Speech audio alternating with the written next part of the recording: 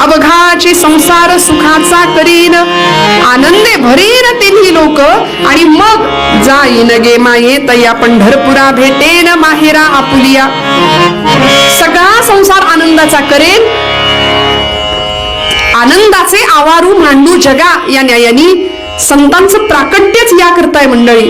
मग समर्थ असतील, आपले ब्रह्मचैतन्य महाराज असतील, माऊली असतील, तुकोबराय असतील, नळोबराय असतील, एवढंच काय दत्तावतारी दत्त संप्रदायातले असे अनेक साधू सत्पुरुष म्हणजे वासुदेवानंद सरस्वती टेंबे स्वामी महाराज, श्रीपाद श्री वल्लभ स्वामी महाराज, नृसिंह सरस्वती असतील, त्यांचे अवतारी सत्पुरुष गुळवणी महाराज, अगदी नाना महाराज तराणेकर, ही सगळी मंडळी या काळापर्यंत त्यांचं एकमेव प्रयोजन होतं जगाच्या कल्याणा संतांच्या विभूती देह कष्टविती परोपकार आहे. इथे येण्यामागचं एकच कारण, बुडते हे जन न देखवे डोळा, येतो कळवळा म्हणून या. म्हणून तर ज्ञानोबरायांना सगळ्या जगाचं दुःख स्वतःच्या हृदयात घ्यावंसं का वाटलं? विश्वाचे आर्त माझ्या मनी प्रकाशले, अवघीची झाले देह ब्रह्म, असं ज्ञानोबराय सांगतात. म्हणून विश्व माऊली असं आम्ही त्यांना नामाभिधान देतो किंवा त्यांना संबोधतो. माऊली म्हटलं तरी आमचं अंतःकरण पाझरतं. माऊली म्हटलं तरी सद्गुरूंच्या जवळ आम्ही माऊली म्हणून जातो. पुरुष देहाचा असला तरी आईचा अंतःकरण आहे, म्हणून आपण आई म्हणून धाव घेतो ना. लेकरांनी आईकडे जशी धाव घावी तशी गुरूंकडे, तशी सद्गुरूंकडे, तशी संतांकडे आणि तशी देवाकडे आपली धाव असली पाहिजे. ज्ञानोबराय म्हणतात की परमात्मा पांडुरंगाची एवढी मोठी कृपा झाली की त्या भगवंताला मी पाहिलं. मंडळी, आज समाजामध्ये देव आहे किंवा नाही यावर चर्चा सुरू आहे.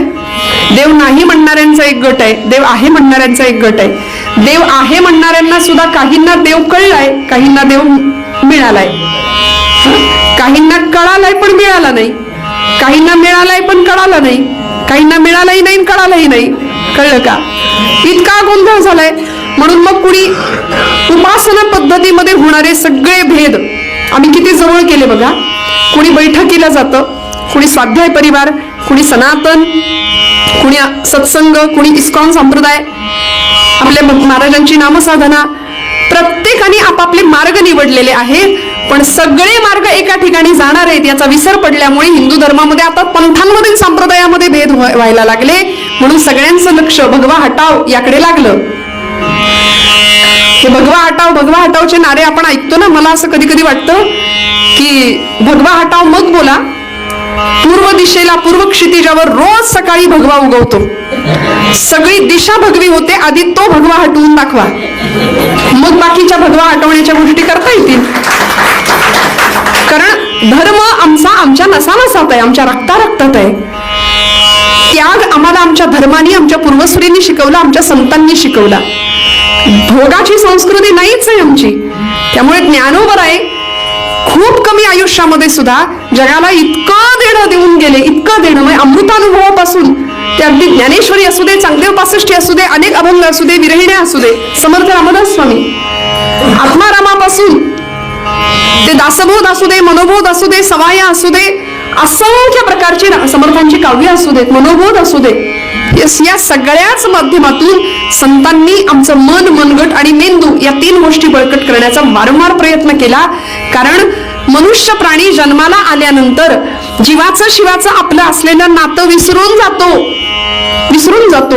म्हणून संतांना सांगावं लागलं की बाबा रे, इथं आल्यानंतर काय मिळवायचं, आपण काय मिळवतो? दोन गोष्टी आहेत, सुख आणि समृद्धी. मला सांगा, आपण सुखाच्या मागे आहोत की समृद्धीच्या मागे आहोत? तशी तर अडचणच झाली आता. आम्हाला तर दोन्ही हवंय. पण सुखाच्या मागे आपण आहोत की समृद्धीच्या मागे आहोत? आपल्याला सगळं हवंय. प्रपंचामधले सगळ्या भौतिक गरजा आम्हाला हव्यात, सगळं हवंय. जमवायची सवय लागली ना मनुष्य प्राण्याला. इथं आल्यानंतर हे कानी कपाळी बिंबवलं जातं, मिळवायचं, जमवायचं म्हणून पहिलं पै गाठी मारायची आणि सगळं सेव्हिंग करायचं. म्हणून आपण वाढ व्हावी कशामध्ये? प्रपंचात, भौतिकात वाढ व्हावी, भौतिक सुखामध्ये, समृद्धीमध्ये वाढ व्हावी याच्या प्रयत्नात आपण असतो. बँक बॅलन्स वाढला पाहिजे की कमी झाला पाहिजे? वाढला पाहिजे. घरामधला परिवार वाढला पाहिजे. गुंठ्याचे एकर झाले पाहिजेत. यंदा जर घर बांधलं तर त्या घरावरती 4 गज आपण शिल्लक ठेवतो का? पुढं मागं वाढलं पाहिजे, चढवू आपण.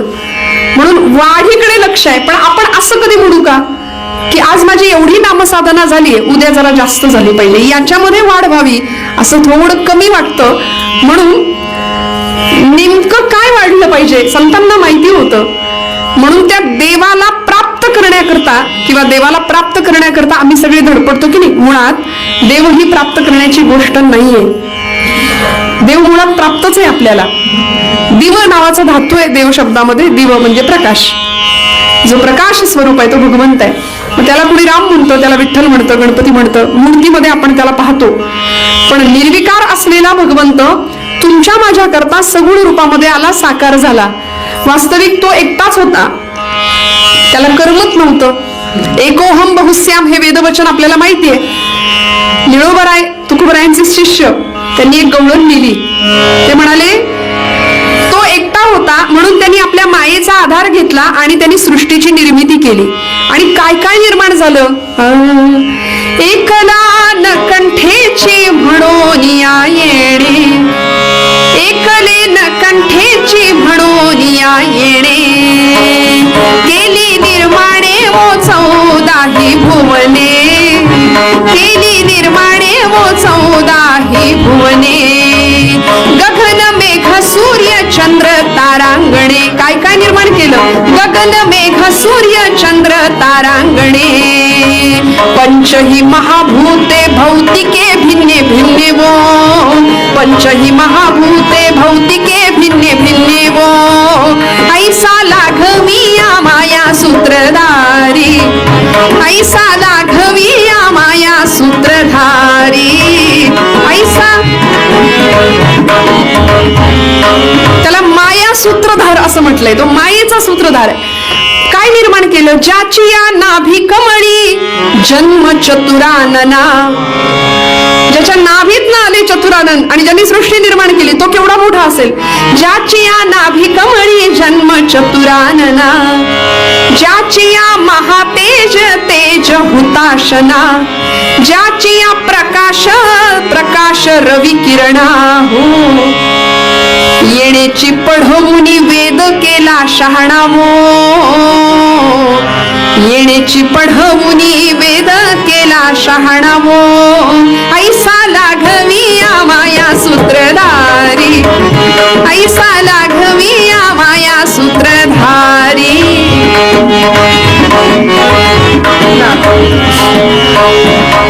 तो निर्माता आहे. सगळं त्यांनी निर्माण केलं, सगळ्यामध्ये भरला आणि शेवटी सगळं मिटवून शेवटी उरला तोच, तोच उरला. अद्यतिष्ठ दशांगुलम आपण म्हणतो. आणि असा तो भगवंत कसा होता. निर्गुण होता, निराकार होता. तो आपल्यासाठी आला. गुरुबा काकांचा अभंग आहे. आम्ही काय केलं. निर्गुणाचा संग धरिला जो आवडी, निर्गुणाचा संग धरिला जो आवडी, निर्गुणाचा संग.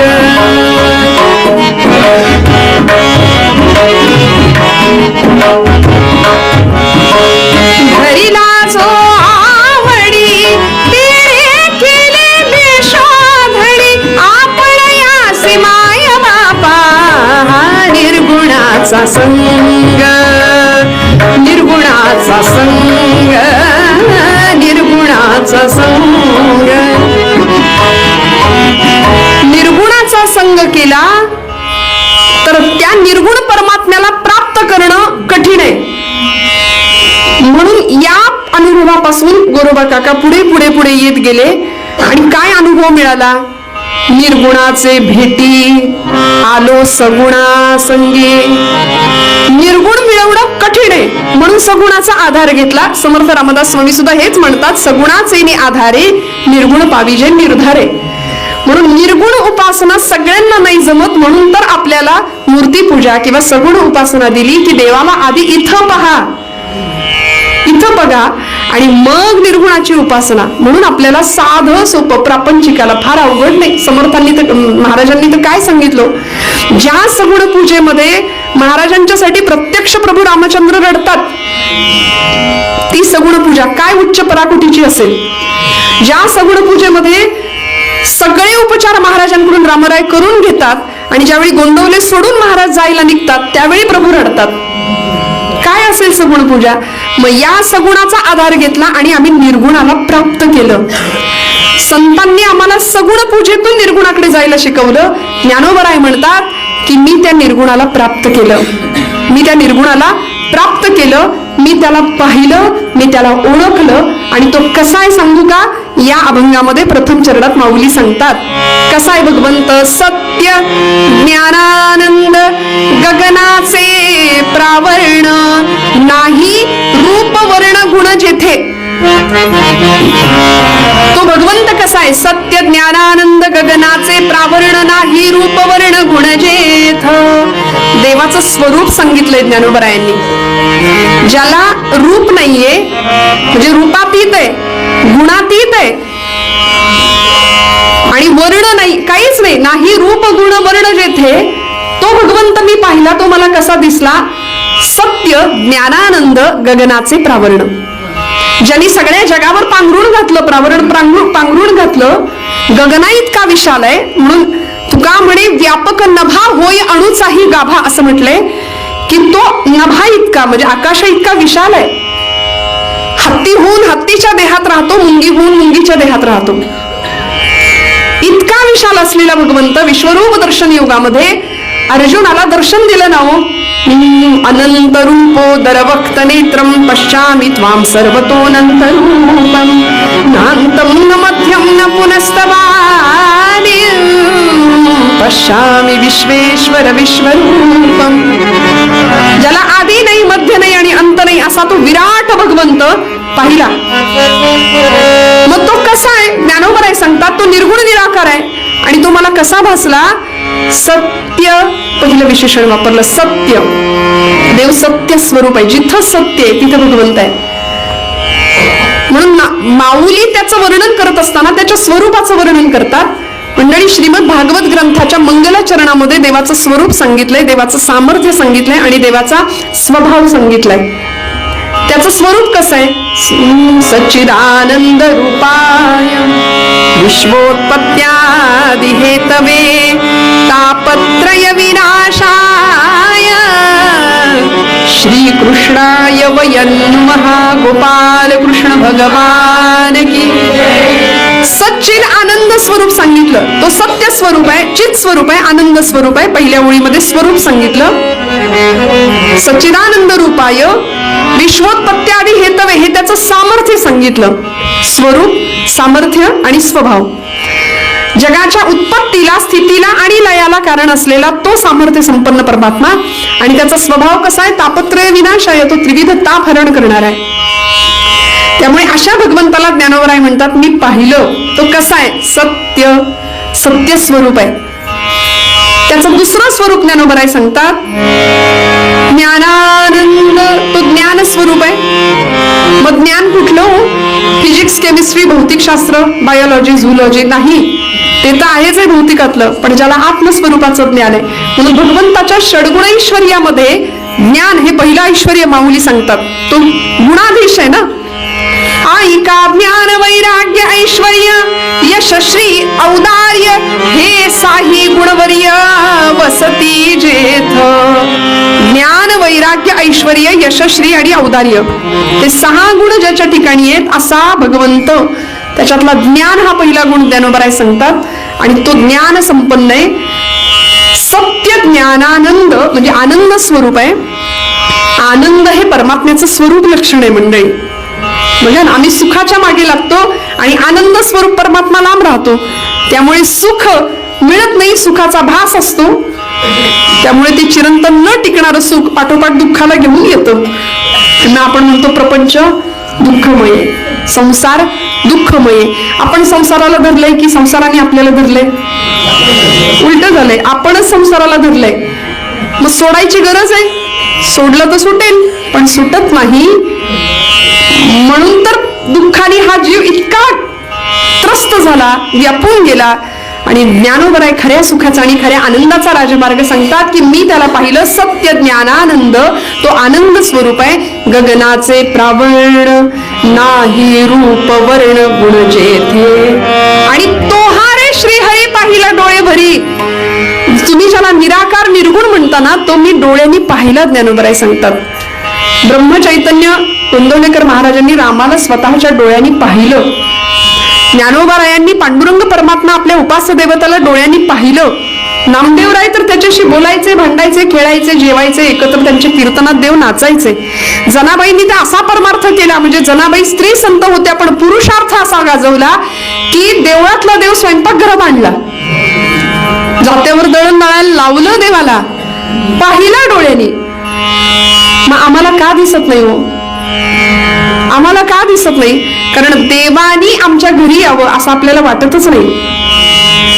देव गेला, अनेकांच्या घरात गेला. ज्ञानदेव म्हणे व्यासाची खुणा द्वारकेचा राणा पांडवा घरी, पांडवांच्या घरी आला. विदुर काकांच्या घरी गेला, दुर्योधनाने दिलं होतं त्याला निमंत्रण, पण भगवंत म्हणले मी नाही जाणार त्याच्या घरी, कारण त्याच्या घरचं अन्न मी सेवन करणार नाही. ज्यावेळी स्वागत यात्रा चालली होती त्यावेळी विदुर काका उभे होते, नुसतं डोळ्यांनी सांगितलं मी येतोय. सगळी तयारी केली विदुर काकांनी, कण्या आवडीने रांधून वाढलेल्या खाल्ल्या, पण विदुरांकडे गेले. मग आपल्यालाही वाटावं आपल्याही दाराची कडी देवानी वाजवावी, आपल्याही दारात देव यावा, तर त्याकरता त्याला पाहण्याची इच्छा व्हावी. आणि तो कसा दिसेल, कुठे दिसेल, तर त्याचं उत्तर ज्ञानोबराय सांगतात. ज्ञानदेव म्हणे ज्योतीची निज ज्योती ते हे मूर्ती उभी विटे बरी. त्याचं उत्तर फार सुंदर दिलं. भगवंताला पाहायचंय ना, बाहेर शोधणाऱ्याला भगवंत दिसणार नाही. म्हणून मी मगाशी म्हटलं भगवंत प्राप्त करण्याची गोष्ट नाही. आपण सगळे बहिर्मुख आहोत आणि देवाला प्राप्त करण्यासाठी धडपडतो आहोत. तुकोबरायांनी एक उदाहरण दिलं आणि फार सुंदर प्रमाण सांगितलं. उदकाचे तरंग, तरंग उदकाचे अंग, तैसे आम्हा झाले एकी एक सामावले, असं महाराजांचं म्हणणं आहे. उदकाचे तरंग, तरंग उदकाचे अंग. उदक म्हणजे पाणी, पाण्यावरती असलेला तरंग हा पाण्यापासून वेगळा नसतो, तो उदकाचाच एक भाग असतो. उदकाचे तरंग, तरंग उदकाचे अंग. तसं शिवापासून निर्माण झालेला हा जीव हा शिवापेक्षा वेगळा नाहीच आहे. त्यामुळे जीवाला शिव प्राप्तच आहे, परमात्मा आम्हाला प्राप्तच आहे. तो प्राप्त करण्याची वस्तू नाही, ओळखण्याची वस्तू आहे. म्हणून आतमध्ये असलेलं ते तत्व, ते परमात्म तत्व, त्याचा आम्हाला विसर पडला. ज्ञानोबराय सांगतात त्याला मी ओळखलं, मी त्याला पाहिलं आणि तो मला दिसला. सत्य ज्ञानानंद गगनाचे प्रावरण नाही रूप वर्ण गुण जेथे, तो हा रे श्रीहरी पाहिला डोळे भरी. पाहता पाहणी दुरी सारोनिया. कसा पाहिला असेल हो ज्ञानोबरायांनी त्याला? संतांनी त्याला कसा पाहिला असेल? समर्थांनी राम कसा पाहिला असेल? त्यामागे केवढी मोठी तयारी असेल समर्थांची, ज्ञानोबरायांची, आमच्या सगळ्या संतांची. मग त्याला पाहण्याकरता अंतःचक्षूंची गरज आहे आणि त्या अंतःचक्षूंनी भगवंताला पाहता आलं. कसा दिसला? ज्ञानोबराय उत्तर देतात. अनंत वेशे अनंत रूपे, अनंत रूपे अनंत वेशे, देखिला म्या त्यासी बाप रखुमा देवीवरू, गुण बाणली तैसी तुम्या देखिला.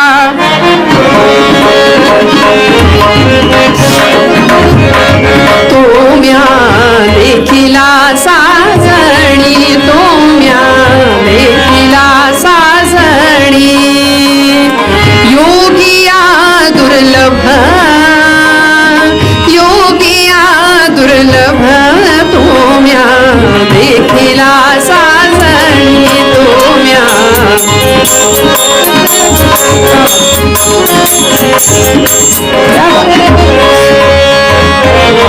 परिणाम काय झाला? देखिला देखिला गे माये देवांचाही देव, फिटला संदेह निमाले दुजेपण.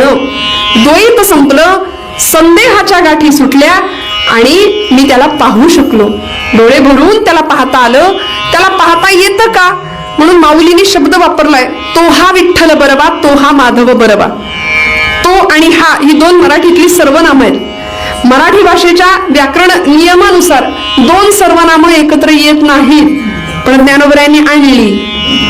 तो हा विठ्ठल बरवा, तो हा माधव बरवा. का असं केलं असेल? म्हणाले तो कुणाला म्हणतो आपण? आपण आता 4 मंडळी किंवा आपण एवढी सगळी इथे जमलेलो आहोत. आपल्याच परिचित असलेली आपलीच एक व्यक्ती आहे पण इथं उपस्थित नाही, त्याला आपण म्हणतो तो. आणि आपल्यापैकीच एक व्यक्ती इथं आहे, आपण म्हणतो हा. माऊली म्हणाली निर्गुणवाद्यांचा जो तो आहे की नाही, आहे पण दिसत नाही, तोच आम्हा सगुणवाद्यांचा हा राम, ज्याला आम्ही समोर पाहतो. तो हा विठ्ठल बरवा, तो हा माधव बरवा. म्हणून दोन सर्वनामं एकत्र आली. या अभंगात सुद्धा ज्ञानदेव म्हणे ज्योतीची निज ज्योती, ते हे मूर्ती उभी विटेवरी. परत इथं दोन सर्वनामं, ते आणि हे. मग ती आतमधली ज्योत कशी ओळखायची? पटकन एक दृष्टांत सांगून पूर्वरंग संपवते. जगद्गुरु आद्य शंकराचार्य आणि त्यांचा शिष्य दोघ जण चर्चा चालली आहे. आणि आचार्यांनी आपल्या शिष्याला प्रश्न विचारला, ती आतली ज्योत कशी ओळखायची? आचार्यांनी प्रश्न विचारला. म्हणाले किंते ज्योतिर्वदस्वहनि रविरिहमे चंद्रदीपादिरात्रौ स्यादेवं भानुदीपादिक परिकलने किं तव ज्योतिरस्मि चक्षुस्तन्मीलने भवति च किं सुतरां धीर्धिया किं प्रकाशे तत्रैवाहं ततसि परमकं ज्योतिरस्मि प्रभोऽहम्.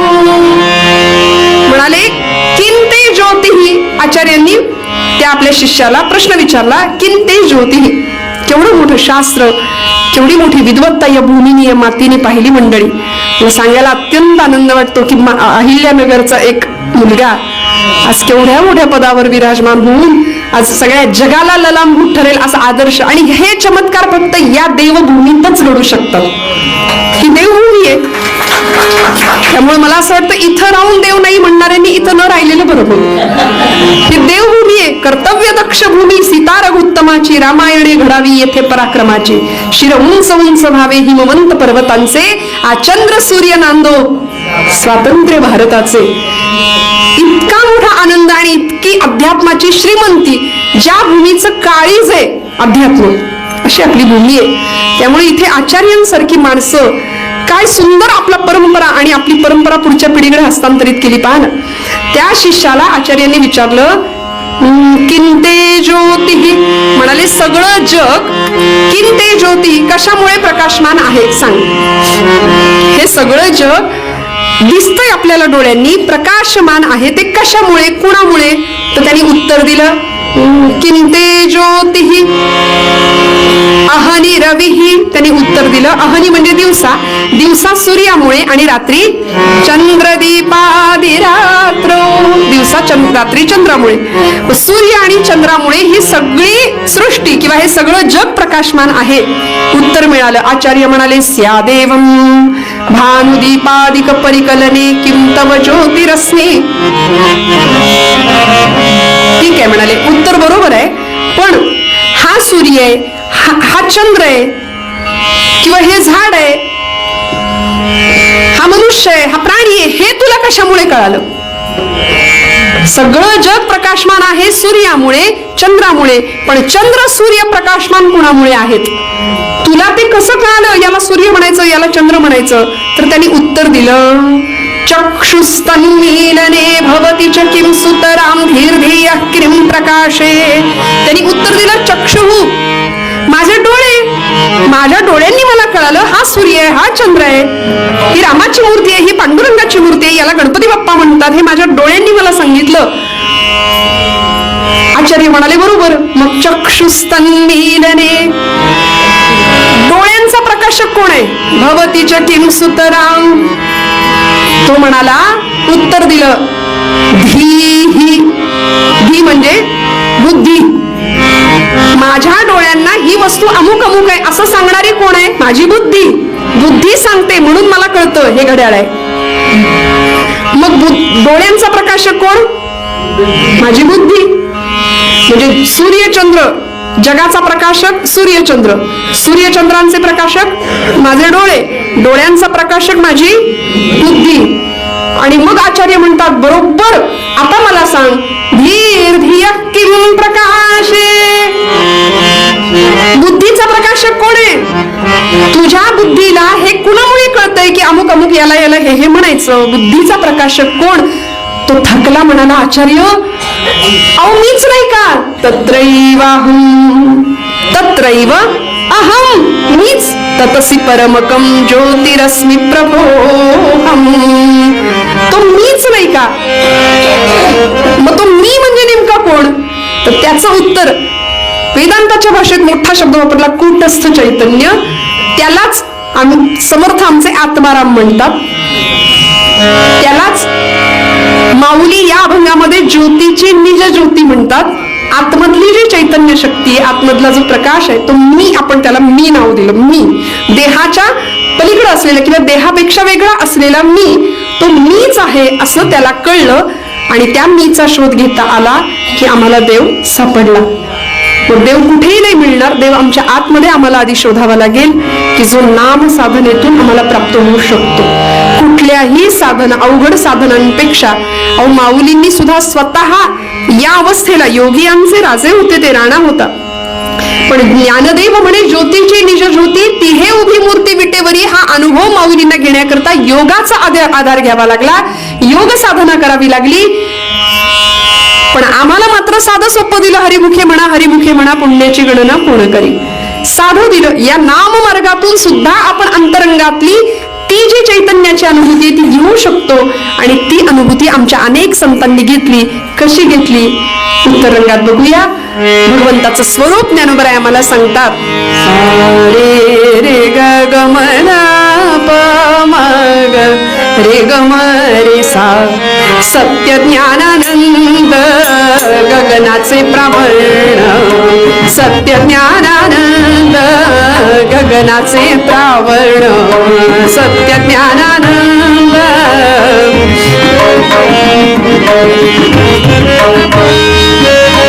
गगनाचे प्रावरण.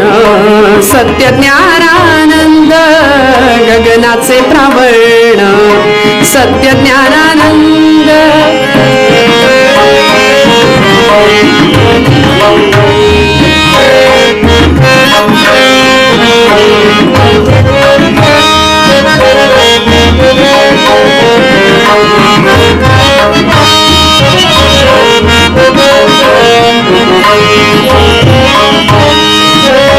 गगनाचे प्रावरण.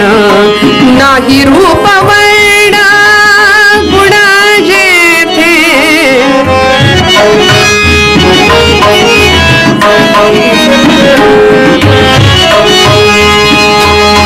गुण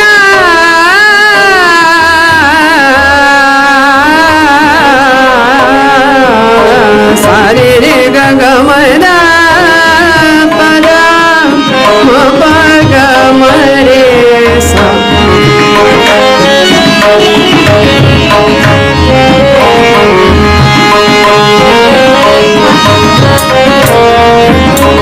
नाही रूप वर्ण गुण जेथे. सत्य ज्ञानानंद सत्य ज्ञानानंद गगनाचे प्रावरण. सत्य ज्ञानानंद सत्य ज्ञानानंद सत्य ज्ञानानंद. सूरज चंदा जब तक फिरे. सूरज चंदा जब तक फिरे. सूरज चंदा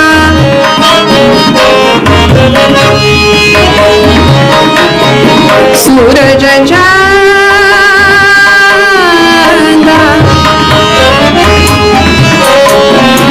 सूरज चंदा जब तक फिरे. सूरज चंदा जब तक फिरे.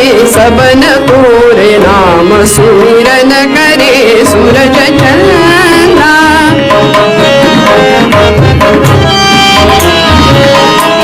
ऐसो गुनी दास तुम किनो. ऐसो गुनी दास तुम किनो. अमर गुण साची सप्त सुरन में. अमर गुण साची सप्त सुरन. सुनत सब लोग जान गुनी मन हरे. सूरज चंदा जब तक फिरे. सूरज चंद सूरज चंद सूरज चंदा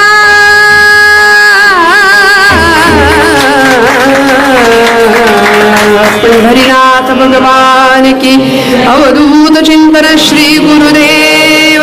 जय जय रघुवीर समर्थ.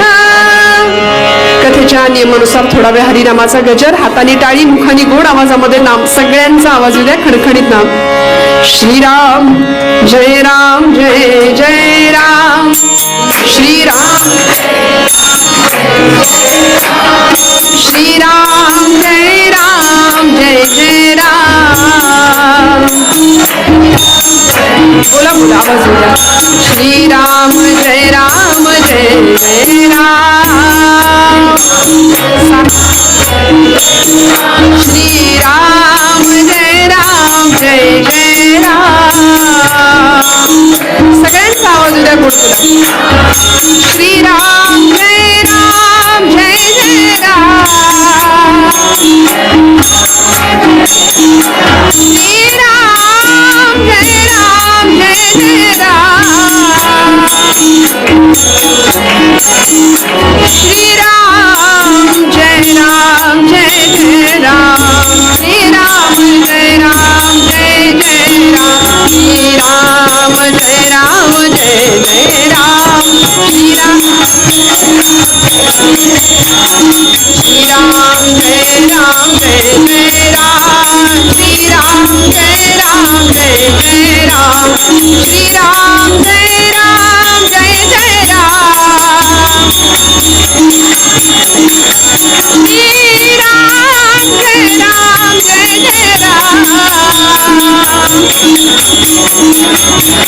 श्रीराम जय राम जय जय राम. श्रीराम जय राम जय जय राम. ओ श्रीराम जय राम जय जय राम. श्रीराम जय राम जय जय राम. श्रीराम जय राम जय जय राम. श्रीराम जय राम जय जय राम. श्रीराम जय राम जय जय राम. कुंडलीक वरदा हरी विठ्ठल.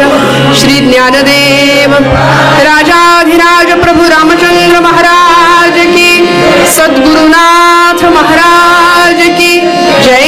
जय रघुवीर समर्थ मंगल मूर्ती मोरया.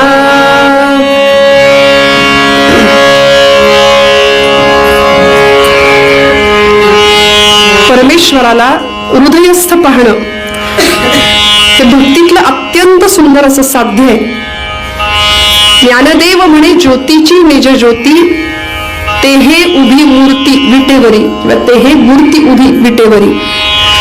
आतमधला परमेश्वर मला डोळ्यांनी पाहता आला आणि हे भाग्य आमच्या अनेक संतांनी घेतलं. मंडळी, दत्त जयंतीचा पर्वकाळ चालू आहे आणि उद्या मार्गशीर्ष पौर्णिमेचा पर्वकाळ. मार्गशीर्ष मास भगवंतांची विभूती आहे. 12 महिन्यांच्या मध्ये मासानाम मार्गशीर्षोस्मी. प्राण्यांच्या मध्ये सिंह, फुलांमध्ये गुलाब पुष्प. पांडवानाम धनंजय, पांडवांच्या मध्ये धनंजय म्हणजे अर्जुन. इंद्रियाणाम मनश्चास्मी, सकल इंद्रियांच्या मध्ये मन म्हणजे भगवंत. धातूनाम अस्मी कांचनम, धातूंच्या मध्ये सुवर्ण हा धातू. हे सगळं भगवंताची विभूती आहेत. आणि मार्गशीर्ष मास ही भगवंतांची विभूती. पौर्णिमेचा हा पर्वकाळ, त्यामुळे गुरुचरित्रातला एक छोटासा प्रसंग जो माझ्या कानेभोवनी माझ्या गुरुजींनी बांधलेल्या सगळ्या चाली पद तो सांगण्याचा प्रयत्न करते. गोड कथा आहे, आपल्या सगळ्यांनी कदाचित ऐकलेली असेल. पण भगवान प्रभू दत्तात्रय आपल्या अनेक अवतारांनी भक्तांचं कल्याण करत राहिले. प्रभूंचा अवतार हा कुठल्याही राक्षसाला मारण्याकरता नाही, आपल्याला माहिती आहे. प्रभूंचा अवतार हा अहंकार रूपी राक्षसाचा, मत्सर रूपी राक्षसाचा नाश करण्याकरता झालेला आहे. कलियुगाचे स्वामी आहेत भगवान प्रभू दत्तात्रय. त्रिगुणात्मक त्रयमूर्ती दत्त हा जाणा, त्रिगुणी अवतार त्रैलोक्य राणा असं म्हटलंय. त्याला पाहता येईल का, तर पाहता येईल, पण त्याही पेक्षा जाणून घेता येईल. म्हणून नाथांनी शब्दच वापरला, दत्त हा जाणा. माऊली सुद्धा बघा, दत्त उपासना म्हणजे दत्त प्रभूंची जयंती आज संबंध महाराष्ट्रभर सगळीकडे जास्त प्रमाणामध्ये का साजरी होतीये, तर आज दत्त संप्रदाय वेगळा आहे का? नाही. आमची सगळी परंपरा भागवत संप्रदायाची त्या तिथंच जाऊन पोहोचते, कारण नाथ संप्रदाय तो मूळचा आणि आदिनाथ गुरु सकळ सिद्धांचा. मच्छिंद्रतयाचा मुख्य शिष्य, मच्छिंद्राने बोध गोरक्षासी केला, गोरक्ष वळला गहिनी प्रति, गहिनी प्रसादे निवृत्ती दातार, ज्ञानदेव सार चोजविले. त्यामुळे अशी सुंदर उपासना आज दत्त उपासना आपल्याला पाहायला मिळते. भगवान प्रभू दत्तात्रेयांनी आपल्या अनेक अवतारांमध्ये प्रत्येक अवतारात भक्तांचं कर्तुम अकर्तुम अन्यथा कर्तुम असं कल्याणच केलेलं आहे. त्यांचा नृसिंह सरस्वती या अवतारामध्ये गाणगापूरला महाराजांचं वास्तव्य होतं. आणि गाणगापूरला महाराज, आपण जर कोणी पाहिला असेल गाणगापूरचा मठ, तर त्या गाणगापूरच्या मठापासून भीमा आणि अमरजा नदीचा संगम आहे. तो संगम मठापासून अगदी 2 मैलाच्या अंतरावर, पूर्वीचं गळे, त्या अंतरावर मध्यभागी एक विश्रांती कट्टा नावाचं ठिकाण आहे. आणि त्या विश्रांती कट्ट्यावर दत्तप्रभू रोज बसायचे. स्नानाला जाताना आणि येताना रोज त्या कट्ट्यावर विश्रांती घ्यायचे, म्हणूनच त्याला नाव पडलं विश्रांती कट्टा. काय घडलं, कसं कल्याण करावं भक्तांचं आणि भक्तांनी सुद्धा भगवंतांना कसं पाहावं, असा एक अत्यंत सुंदर भगवान प्रभूंचा निष्ठावंत भक्त होता की ज्याने खरंच भगवान परमात्म्याची इतकी सुंदर उपासना केली, इतकी सुंदर भक्ती केली, कर्मपूजा केली, पण भगवंताला हृदयामध्ये ठेवून दिलं. ज्ञानदेव म्हणे ज्योतीची निज ज्योती, या पद्धतीने अंतरंगामध्ये परमेश्वराचा सहज सतत वास ठेवला आणि अनुभव घेत राहिला. काय घडलं, त्रिविक्रम यतीच्या गर्वा हरुनी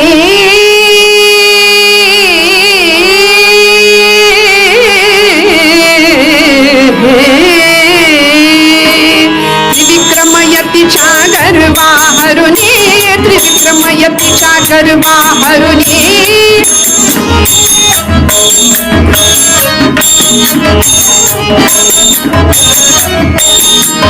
त्रिविक्रम यतीच्या गर्वा हरुनी पुत्र दिला वांझेला.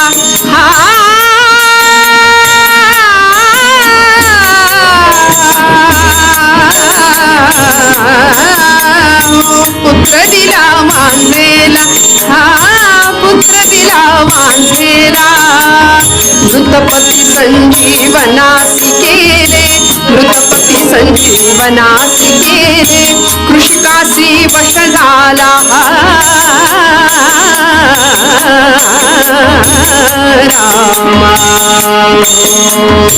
साधु रे राम, राजा राम कहो रे. भगवान प्रभू दत्तात्रय अनेकांचं अनेक पद्धतीचं कल्याण केलं, अनेक साधकांना अनेक भक्तांना अनुभव दिले. मंडळी, आपण महाराजांचे नाम साधना करत असताना अनेक अनुभव आपण आजही घेतो. अनेक भक्तांना अनेक प्रकारे अनुभव येतात. काय घडलो, रोज त्या सणाला भगवंत स्वतः दत्तप्रभू नृसिंह सरस्वती स्वामी महाराज रोज आपल्या मठापासून ते भीमा आणि अमरजा नदीच्या संगमावर स्नानाला जायचे. जाताना त्या कट्ट्यावर थांबायचे, विश्रांती घ्यायचे. परत स्नान करून आले की येताना पुन्हा त्या कट्ट्यावर थांबायचे, विश्रांती घ्यायचे, पुन्हा आपल्या मठात यायचे. असा नित्यक्रम चालू आहे. आणि त्या कट्ट्याजवळ तत्कालीचं एक शेत होतं, त्यावेळेचं एक शेत होतं आणि त्या शेताचा एक मालक होता, शेतकरी होता, निष्ठावंत होता. अंतःकरणामध्ये भगवंताचं स्थान आणि अखंड भगवंताची भक्ती, निष्ठा इतकी सुंदर होती की येता जाता दत्तप्रभू येताना दिसले की पटकन हातातलं साहित्य सोडावं आणि तिथून भगवंतांना नमस्कार करावा लांबूनच. परत जाताना दिसले की पुन्हा सगळं काम हातात सोडून द्यावं आणि पुन्हा तिथून नमस्कार करावा. आणि त्याची ती भक्ती अनेक दिवस दत्तप्रभू स्वतः पाहतायत डोळ्यांनी महाराज. आणि भगवंताचं आपल्याकडे लक्ष असतं, म्हणजे त्याला आपल्याला रोज भेटायचंय पण भेटायला वेळ आपल्याकडे नाहीये, असं झालंय आज. ती कृपा चालत कशी येते बघा ना. ऐशी कर्मे साम्य दशा जै होय विरेशा तै मग आपैसा प्रभू कृपा होय. कृपा चालत येणं खूप महत्वाचं आहे. महाराज म्हणतात ना, माझ्या रामाकरता 2 पावलं चाला, माझा राम 20 पावलं येईल चालत. तुम्ही जर चाललाच नाही तर तो म्हणेल आहे तुमच्या जागी तुम्ही बरे, आमच्या जागी आम्ही बरे. पण आपण एक करावं, पुढची 2 शून्य रामप्रभू ठेवायला तयार आहेत. कृपा चालत येते. ज्यावेळी मतंग ऋषी शबरीला सांगतात, शबरी मातेला, की मी दिलेल्या मंत्राशी अखंड अनुसंधान ठेव, शबरी तू इतकी भाग्यवान ठरशील की लोक देवळात जातात देवाकडे, पण त्रिभुवन सम्राट जगाचा बाप अखिल कोट ब्रह्मांड नायक तुझ्यापर्यंत चालत येईल. लोक देवाकडे जातात पण दैवत तुझ्याकडे चालत येईल, इतकी भाग्यवान तू ठरशील आणि ते नामसाधनेच्या बळावरती. त्यामुळे ती कृपा येते चालत. आणि असंच झालं. तो शेतकरी होता, गृहस्थ, निष्ठेने नमस्कार करायचा प्रभूंना. आणि एक दिवस असं झालं की भगवंत थांबले. रोजचा भाव त्याचा पाहिला, रुची त्याची श्रद्धा पाहिली आणि एक दिवस इच्छा झाली थांबायची. थांबले. जाती संगमी श्री गुरु मूर्ती स्नाना, जाती संगमी श्री गुरु मूर्ती स्नाना.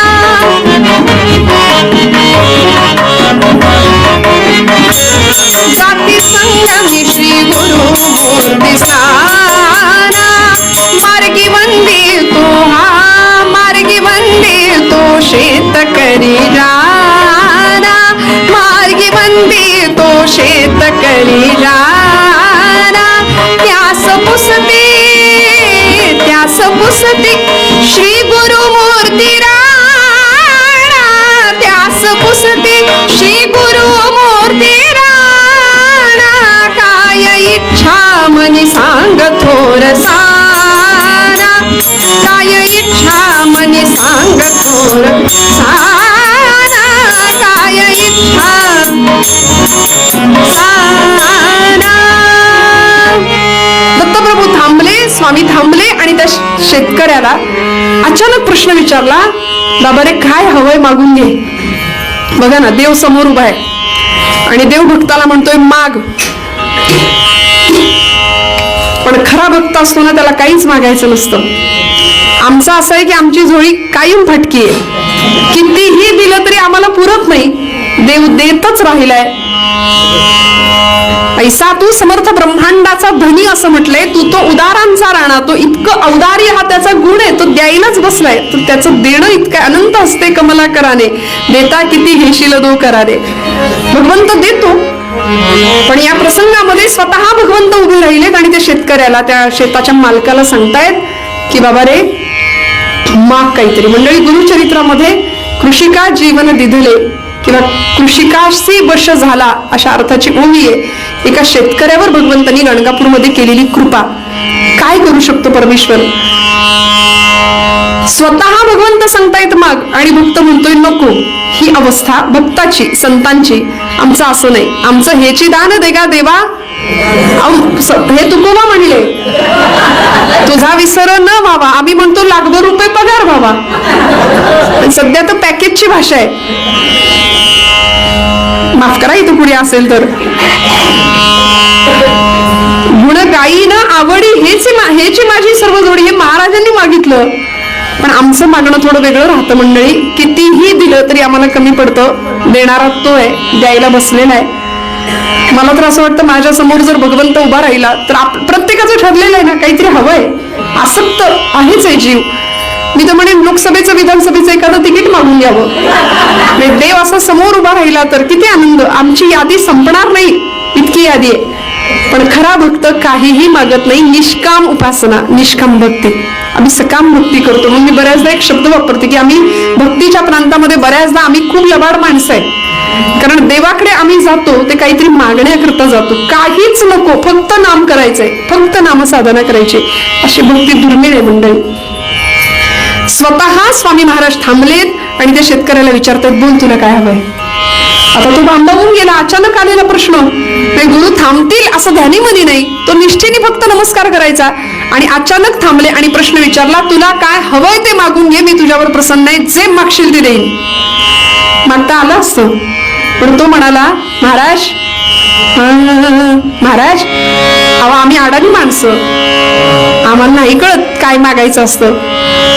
सारखं माग माग माग म्हणून माझ्या माग लागलायसा. मला नाही कळत काय मागायचं.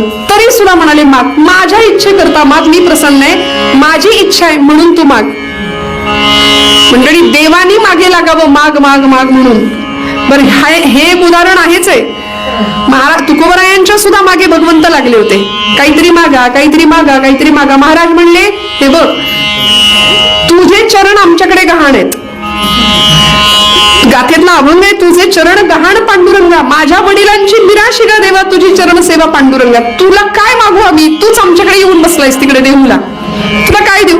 बरं, याच्या पलीकडे भानुदास महाराज, एकनाथ महाराजांचे पणजोबा, भानुदास महाराजांना पांडुरंग परमात्म्याने, कृष्ण परमात्म्याने सांगावं काहीतरी मागा, काहीतरी मागा. भानुदास महाराज म्हणले, बघ सारखं मागा मागा करू नको, मला काही नको आहे, तुलाच काही हवं असेल तर माझ्याकडून माग.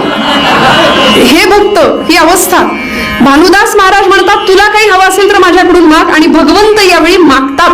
भगवंत म्हणतात महाराज मला दुसरं काही नको, मला तुमच्या कुळात जन्माला यायची परवानगी द्या. आणि भानुदासाचे कुळी महाविष्णूचा अवतार, तिथे नाथांचा जन्म होतो. भानुदासांच्या पोटी सूर्यनारायण, सूर्यनारायणांच्या पोटी भानुदासांच्या पोटी चक्रपाणी, मग सूर्यनारायण, आणि मग नाथ महाराज आहेत आपले. अशी ती परंपरा भक्तीची दिव्य. त्यामुळे इथे भक्त नको म्हणतोय आणि देव मागे लागलाय, काहीतरी माग, काहीतरी माग. तो शेतकरी म्हणतो महाराज अडाणी आम्ही. महाराज काही मागायचं नाही कळत, एकदा तुम्ही सांगा कसं मागायचं असतं, काय मागायचं असतं, मग तुम्ही सांगशीला तेच मागून दुसरं नाही मागायचं. महाराज महाराज अडाणी आम्ही, महाराज अडाणी आम्ही, महाराज अडाणी आम्ही, अहो काय मागायचं, महाराज अडाणी आम्ही.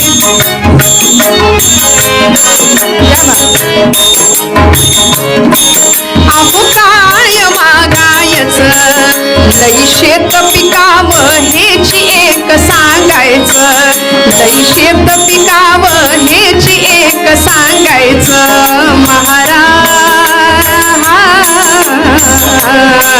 महाराज अडाणी आम्ही.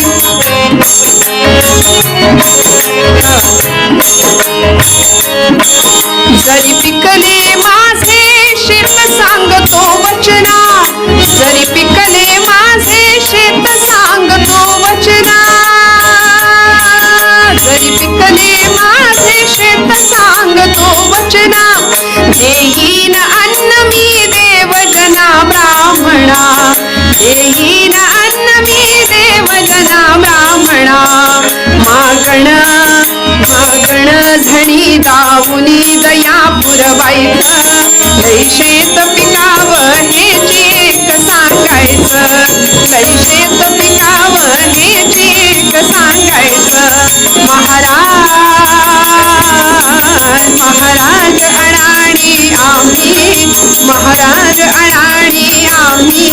अहो काय मागायचं, अहो काय मागायचं, अहो काय मागायचं. महाराज महाराज नाही कळत, पण तुम्ही माग माग माग म्हणून छान माझ्या माग लागलायसा, म्हणून आता मागतो तेवढं द्या. आणि काय मागावं महाराज, हे माझं शेत आहे, थोडी जमीन आहे, पण पोटभर पिकतं, पोटाला पुरेल एवढं, वर्षभर पुरेल एवढं पिकतंय, तुमच्या कृपेने पोटभर खातोय, प्रपंच माझा सुखाचा आहे. पण तरी सुद्धा मला इच्छा असून अन्नदान करता येत नाही. मला देण्यातला आनंद घ्यायचाय, लोकांना वाटण्यातला आनंद घ्यायचाय. तेव्हा असं करा, तुमची कृपा झाली तर याच पिकावर मला भरपूर धान्य द्या, याच पिकावर मला भरपूर धान्य द्या. हे त्याचं मागणं. कारण मला देवा ब्राह्मणांना दान करायचंय, मला गरजूंना दान करायचंय. तर त्याचं ते निष्काम मागणं ऐकलं आणि दत्तप्रभूंचे डोळे पाणावले.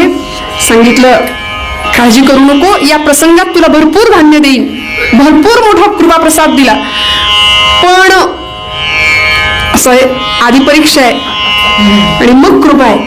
त्यामुळे दत्तप्रभू म्हणाले, बाबा रे मी आता स्नानाला निघालोय, परत येण्याची वेळ तुला माहिती आहे. त्या वेळेमध्ये, मधल्या वेळेमध्ये हे जे आत्ता तुझ्या शेतात जे पीक उभं आहे ते सगळं कापून आडवं कर. अहो ज्वारीची कणसं अशी वाऱ्यावर डोलत होती. ज्या शेतामध्ये घाम सांडला होता, स्वतःचं रक्त सिंचन केलं होतं, जणू काही कष्ट, प्रचंड कष्ट करून जे पीक आता म्हणजे काढणीला आलंय, असं पीक दत्तप्रभू सांगतायत कापून आडवं कर. मी स्नानाला जातोय, परत येण्याची वेळ माहितीये, या मधल्या वेळेत तुला हे काम करायचंय, करशील?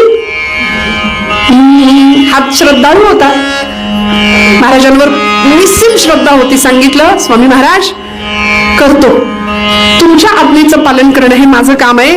श्रद्धा तयाची गुरुराज पायी, आज्ञेप्रमाणे करण्यास जाई. आणि लगेच 4 माणसं कामाला सांगितली. उभं पीक कापायला सुरुवात केली आणि पीक कापताना हातात काम, मुखात नाम. दिगंबरा दिगंबरा श्रीपाद वल्लभ दिगंबरा, दिगंबरा दिगंबरा श्रीपाद वल्लभ दिगंबरा,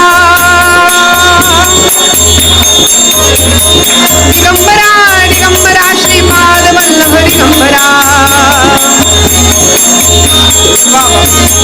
दिगंबरा दिगंबरा श्रीपाद वल्लभ दिगंबरा. अवधूत चिंतन श्री गुरुदेव.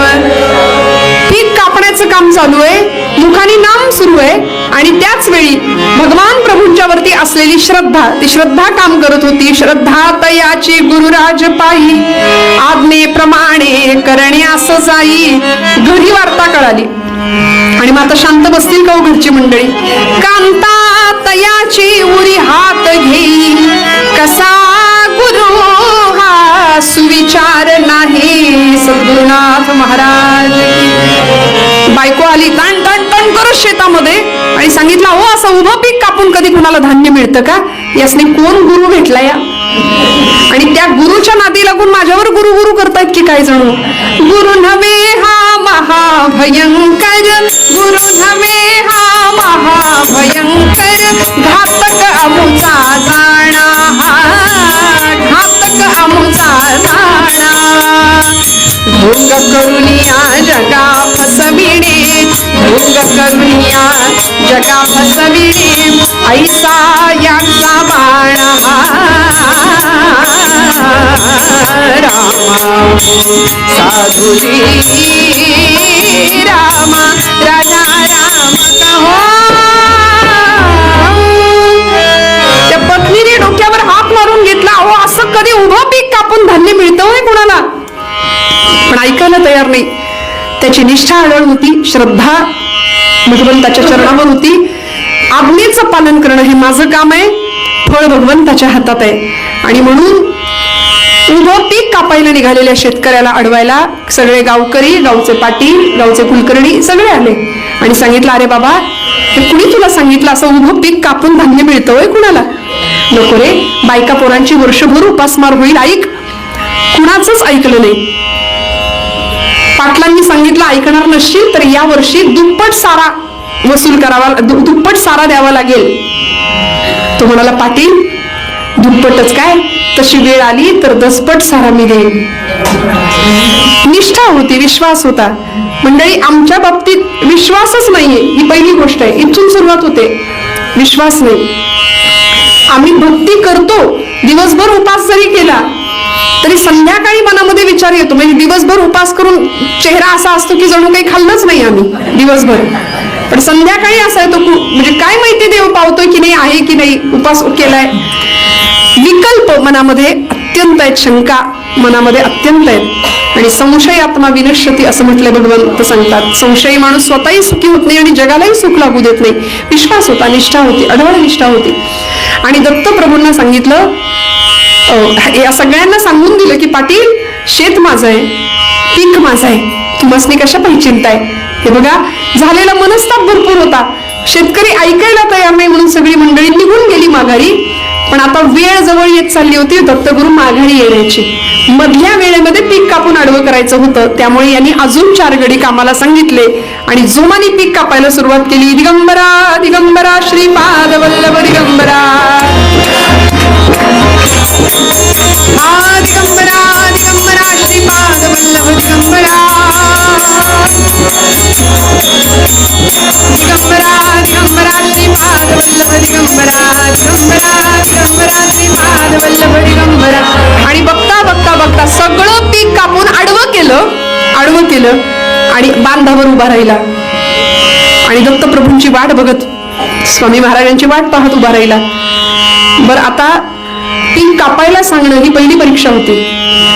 आणि आज मुद्दाम उशीर केला. बांधावर उभा आहे आणि दत्तप्रभूंची वाट पाहतोय. महाराज या, लवकर या, तुम्ही मला हे पीक कापायला सांगितलं, आपल्या आज्ञेचं पालन करणं हे माझं काम आहे, ते मी केलंय, फक्त एकदा या आणि माझं कापलेलं पीक बघा. प्रार्थना सुरू झाली. प्रणवातीता प्रेमवर्धना. काणेबुवांची पद्यरचना आहे बरं. प्रणवातीता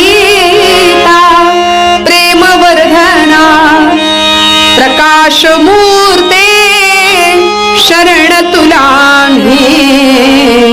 प्रकाश मूर्ते शरण तुला मी. प्रभू माझं कापलेलं पीक बघा, माझं शेत बघा, आपल्या आज्ञेचं पालन मी केले, येऊन तर बघा. असं मी म्हणता म्हणता सात्विकतेचाही एक अहंकारच. आम्ही नाम घेतलं हाही अहंकार, मला कसला अहंकार नाही हाही एक अहंकारच. आपण कुणाच्या घेण्यात नाही, देण्यात नाही, आम्ही बाबा कसला मी पण आमच्याकडे नाही हाही एक अहंकार. त्यामुळे भक्तीमधला अहंकार देवाला त्रास देतो. तिळभरी जरी होय अभिमान असं म्हटलंय, मेरू तो समान भार देवा. भक्ताला होणारा तिळभर अभिमान हा देवाला मेरू पर्वता इतका भार सहन करण्यासारखं दुःख होतं. त्यामुळे देवाला ॲलर्जी आहे ती दंभाची. त्यामुळे हा म्हणायला लागला, प्रभू माझं पीक बघा, माझं पीक बघा. आणि उपरती झाली, नाही नाही, या संपूर्ण विश्वाचे मालक आपण आहात. तू मालक मी तुझाच नोकर, तव सेवेसी. तू मालक मी तुझाच नोकर, तव सेवेसी झिजोत हे कर. सेवे दुनिया प्रगटो सुंदर, विशाल भक्ती मळा. प्रकाश मूर्ते शरण तुला. कदाचित मालक नोकराचं नातं लांबचं असेल, लांबचं वाटतं ना, म्हणून जगामध्ये असं नातं निर्माण झालं भगवंताशी की जे कुणी सहजासहजी दूर करू शकत नाही. तू आई मी तुझे लेकरू, दत्ता मज तू दूर नको करू. दत्त दिगंबर नामी निरंतर, दत्त दिगंबर नामी निरंतर, नारायण रंगला. प्रकाश मूर्ते शरण तुला. प्रकाश मूर्ते शरण तुला मी. प्रणवातीता प्रेमवर्धना. प्रणवातीता प्रेमवर्धना प्रकाश मूर्ते शरण तुला मी. प्रकाश मूर्ते शरण तुला मी. प्रकाश मूर्ते शरण तुला. सगळं पीक कापून आडवं आणि भगवंताची वाट पाहत उभाय. देव येताना समोर दिसले स्वामी आणि तिथूनच आवाज दिला, का थांबला तुम्ही हो, झणी यावे कापले पहा पीक. कृपा कटाक्षे आपण उद्धारावा क्षणीच पायिक. महाराज लवकर या आणि आपलं हे कापलेलं पीक बघा, मला आशीर्वाद द्या. दत्त प्रभूंच्या जवळ गेला. प्रभू जवळ आले आणि विचारलं, अरे पीक कापून टाकलंस? म्हणले हो, कापलं. का कापलंस? अरे आता काही वर्षभर बायका पोरांची उपासमार करणार का? मी सहज बोलून गेलो होतो. उभं पीक कापून कधी कुणाला धान्य मिळतं का रे? बरं, या बोलण्याने जराही चलबिचल न होता, अविचल न होता हात जोडून उभा आहे. स्वामी महाराज, आपण जे काही द्याल, आपल्या आज्ञेचं पालन करणं हे माझं काम आहे. आपण जे फळ द्याल त्यात मी समाधानी आहे. आपण द्याल किंवा न द्याल त्यात मी समाधानी आहे. फक्त एकदा येऊन मी कापलेलं पीक बघून घ्या. दत्तप्रभूंनी त्याचा तो भाव जाणला आणि सांगितलं, काळजी करू नको, या प्रसंगामध्ये तुला भरपूर धान्य मिळेल. म्हणून मठात गेले आणि मठामध्ये जाऊन ध्यानावस्थेत बसले आणि पंचमहाभूतांना आज्ञा केली. पावसाचे दिवस नव्हते, पण तरी सुद्धा मेघ गर्जनेसह धो धो धो धो पर्जन्यवृष्टी सुरू झाली आणि अचानक आकाशामध्ये ढग जमून आले. वादळी पावसाला सुरुवात झाली. ज्यांनी या शेतकऱ्याला मूर्खात काढलं होतं की नाही, ज्यांनी सांगितलं होतं अरे असं गुरुच्या नादी लागून काही होतं, असं काही नसतं गुरु बिरू, त्यांच्या नादी लागून तू स्वतःच्या प्रपंचाचं वाटोळं करायला निघालास. ज्यांनी मूर्खात काढलं होतं त्यांची पिकं मातीमोल झाली. आणि हे एक क्षेत्र इतकं भाग्याचं ठरलं मंडळी. हे माझ्या पदरचं नाही, ही गुरुचरित्रातली कथा आहे. इतकं भाग्याचं ठरलं, त्याचा परिणाम असा झाला, ओले सड होते जमिनीमध्ये, एकेका सडाला 20-20, 25-25 अंकुर फुटले आणि आहे त्याच क्षेत्रामध्ये 10 पटीने धान्य जोमाने वाढायला सुरुवात झाली. धो धो धो धो पर्जन्यवृष्टी. सामपगमनी दनी सा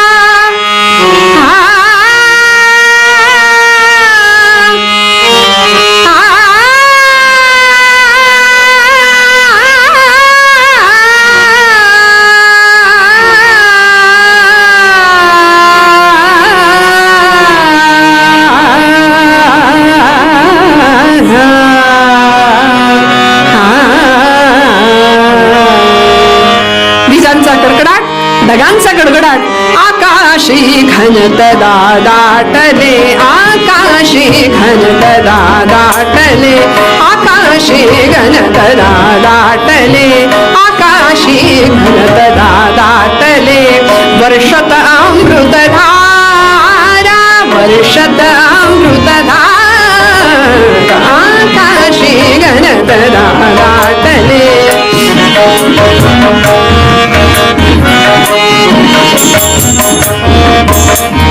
चम चम चम चम विजा चमकती, चम चम चम चम विजा चमकती, चम चम चम चम विजा.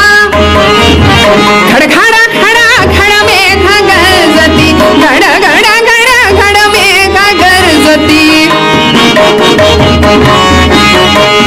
घड घड घड घड मेघ गरजती. चम चम चम चम विजा चमकती, घड घड घड घड मेघ गरजती, चम चम विजा चमकती.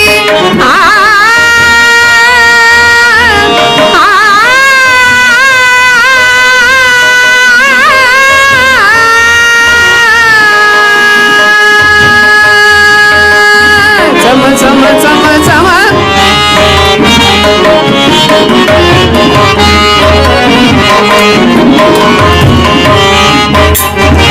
घड घड घड घड मेघ गरजती, घड घड घड घड मेघ गरजती. सोसाट्याने वायू वाहती, सोसाट्याने वायू वाहती, गुरु आज्ञा सुखकारा, गुरु आज्ञा सुखकारा. आकाशी घनत दाटले, आकाशी घन, आकाशी घन, आकाशी घनत दाटले.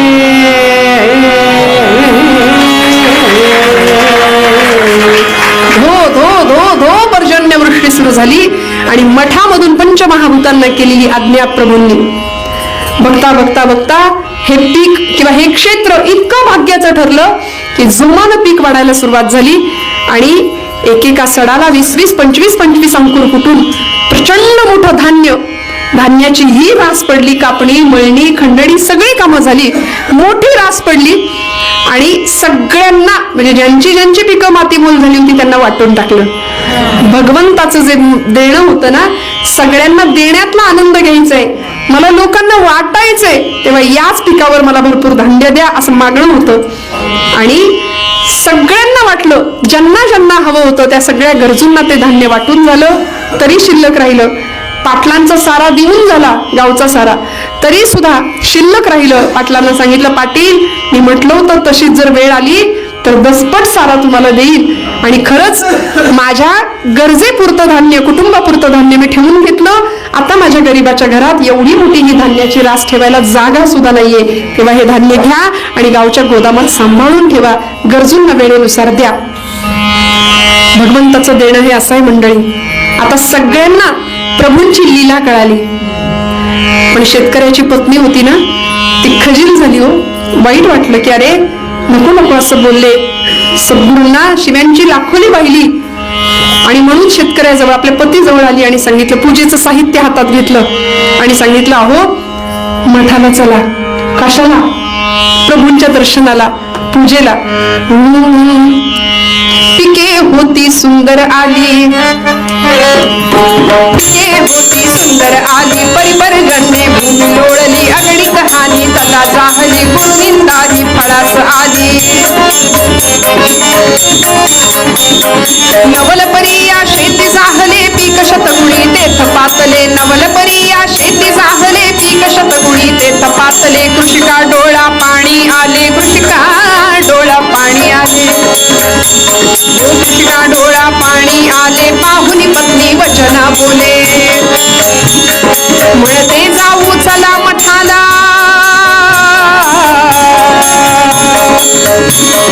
म्हणते जाऊ चला मठाला, श्री गुरुचरणी ठेवू भाला, पूजा करुणी आशीर्वादा, येऊनी नांदू सुखी संपत्ती, येऊनी ते पूजिते श्री गुरु आशीर्वाद त्या देती, येऊनी ते पूजिते श्री गुरु आशीर्वाद त्या देती. म्हणजे इतका दिवस डोळ्यामध्ये लाली होती भगवंताविषयी, राग होता सद्गुरूंच्या विषयी, आता लाली गेली आणि लीला दिसली असं म्हणूया.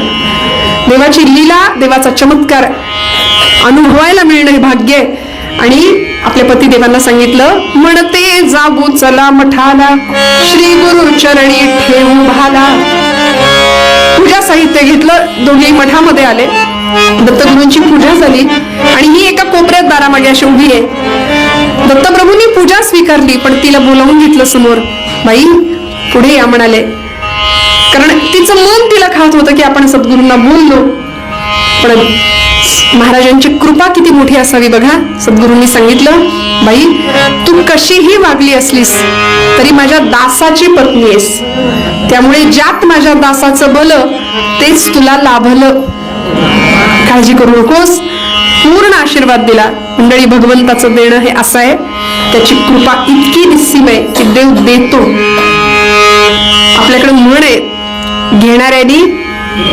देणाऱ्यांनी देत जावे, घेणाऱ्यांनी घेत जावे, आणि घेणाऱ्यांनी घेता घेता एक दिवस देणाऱ्याचे म्हणजे हात इकडून असे कापून वगैरे नाही घ्यायचे ना, ती देण्याची वृत्ती घ्यायची आहे. आणि दाता भवती वानवा असं म्हटलंय. मंडळी, हे भगवंताचं दान कधी मिळतं आम्हाला, भगवंताची कृपा कधी मिळते, जेव्हा भगवंताला आम्ही चराचर सृष्टीमध्ये पाहतोच, चर्मचक्षुंनी देवाला विटेवर पाहतोच, पण अंतःचक्षुंनी तो देव हृदयामध्ये ज्यावेळी स्थित होतो, निष्ठेनी श्रद्धेने त्याला पूजलं जातं, त्यावेळी भगवंत इतकं बहाल करतो, इतकं देतो की तो स्वतःला देऊन टाकतो. देव स्वतःला देतो. ज्ञानोबरायांना हाच अनुभव आला की पांडुरंग परमात्म्याने समाधी अवस्थेमध्ये, ज्ञानोबराय ज्यावेळी समाधी घेण्याकरता निघाले, परवानगी मागितली, त्यावेळी पांडुरंग परमात्म्याने माऊलींना आलिंगन दिलंय. देव स्वतःला देऊन टाकतो भक्ताला. रामाने स्वतःला देऊन टाकलं महाराजांना, आणि म्हणून रामांना सुद्धा करमत नव्हतं महाराजांच्या शिवाय, देवाला करमत नाही भक्ताशिवाय. अशी अवस्था आपली व्हावी. देवभक्त सुखाचा सोहळा असं म्हटलंय. प्रत्येक जन्म संतांनी का मागून घेतला? तुका म्हणे गर्भवासी सुखे घालावे आमासे. असं का? कारण प्रत्येक जन्मामध्ये मी भक्त तू देवा ऐसे करी, मी भक्त तू देवा ऐसे करी. म्हणजे साक्षात्कार झाला अद्वैताचा, तरी सुद्धा मला वेगळं ठेव, का तर मला तुझं नाम घेण्यामध्ये, मला तुझी पूजा करण्यामध्ये मला जो आनंद मिळतो तो कशात नाही मिळत. हा अनुभव तुमच्या सगळ्या संतांनी घेतला. ज्ञानोबरायांचा तर अनुभव विलक्षण आहे. स्वतः देवाला पाहिलं, देवाला ओळखलं. मंडळी, आम्हीही देवाला पाहिलं पाहिजे, आम्हाला त्याला ओळखता आलं पाहिजे. आणि तो कुठे दिसेल? सगळ्यात आधी डोळे बंद केल्यानंतर आतमध्ये तुमच्या हृदयामध्ये असलेला तो भगवंत आम्हाला पाहायला मिळेल. बऱ्याचदा असं असतं की आहेत ते भाडेकरू काढून टाकल्याशिवाय नवीन भाडेकरू घरात ठेवता येत नाही, किंवा जुनं फर्निचर काढल्याशिवाय नवीन फर्निचर भरता येत नाही. तसा बराच कचरा साठलेला आहे आमच्या हृदयामध्ये, आमच्या मनामध्ये. षड्विकारांच्या रूपाने तो कचरा जोपर्यंत आम्ही काढत नाही, जोपर्यंत तिथे स्वच्छ जागा होत नाही, तोपर्यंत भगवंत येऊन प्रतिष्ठित तिथे भगवंत येणार नाही. आणि तो यावा असं वाटत असेल तर आम्हालाही त्याचं स्वरूप जाणून घ्यावं लागेल. जी कृपा त्या एका भक्तावर झाली गणगापुरामध्ये, ती कृपा आपल्यावर सुद्धा होईल. फक्त भगवंताला बघावं लागेल. कसं?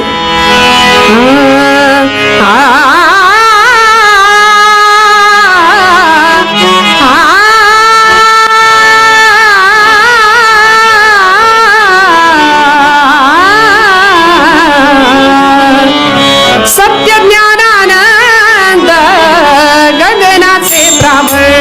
सत्य ज्ञानानंद गगनाचे प्रावरण